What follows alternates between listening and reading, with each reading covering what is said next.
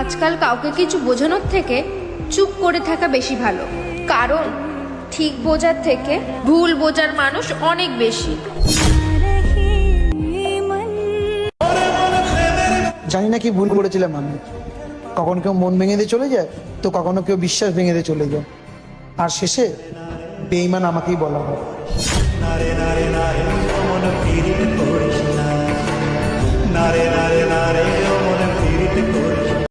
একটা রিলেশনে ঝামেলা অশান্তি হতেই পারে। রাগের মাথায় তাকে কিছু বলার আগে 5-6 বার ভেবে নিও। তুমি হয়তো রাগের মাথায় তাকে 2-4 কথা শুনিয়ে দেবে, আবার পরে সরিও বলে নেবে, কিন্তু যে মানুষটাকে বলবে না তার মনে হয়তো কথাগুলো গেঁথে যাবে।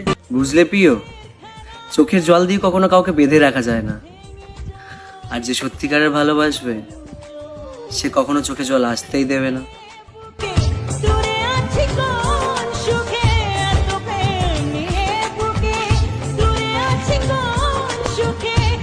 মিথ্যা ভালোবাসা, কসম কাটা, কত কিছুই না করে মানুষ সামান্য সময় কাটানোর জন্য।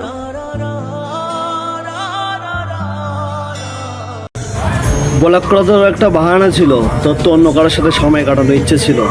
রাতের বেলা কেঁদে কেঁদে বলতো বাবু আই মিস ইউ।